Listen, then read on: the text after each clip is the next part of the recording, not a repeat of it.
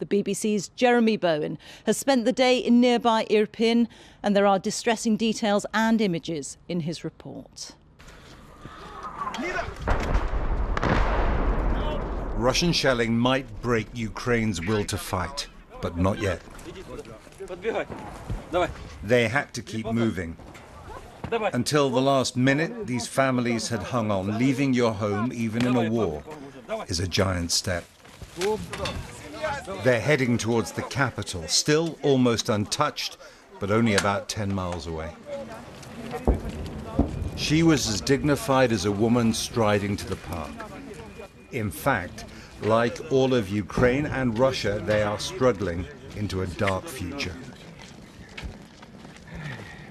Ukrainian troops were moving back into Irpin, and this is why its people left.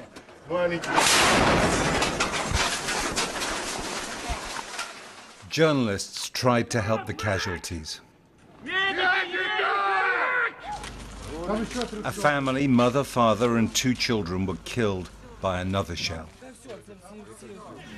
This was inside the town, Russia's target as it tries to revive its offensive. The civilians are getting out over what's left of a bridge that was blown to slow down the Russians if they take Irpin. Civilians are supposed to be protected by the laws of war. Russian shells were very close. Good luck,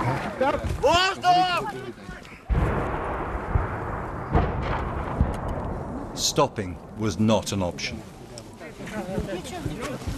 "I'm okay," she said. "Keep going." A disabled man couldn't make it up the steep riverbank on his own. There's a fair amount of incoming fire coming into this now. Artillery fire. There are loads of civilians around. Families coming out. There's a lady there with her dog following on. This is the edge of the town that the Russians have got to. Civilians were in the firing line, but the Russians might have been trying to knock out nearby active Ukrainian artillery. Casualties and evacuees were taken to an assembly point in a suburb about a mile away. They were still in range of Russian guns, but for now, relatively safe. Vladimir, 85, a 30-year veteran of the Soviet army, got his family out. "I served for many years," he said. "Right now, I tear those fascists into pieces. They're killing people for no reason. That's what's really painful."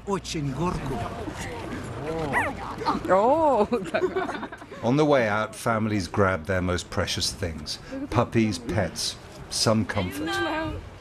Tell me what it was like crossing the bridge and getting out. It was a miserable feeling. We are nervous. I was terrified. It was the horrible way.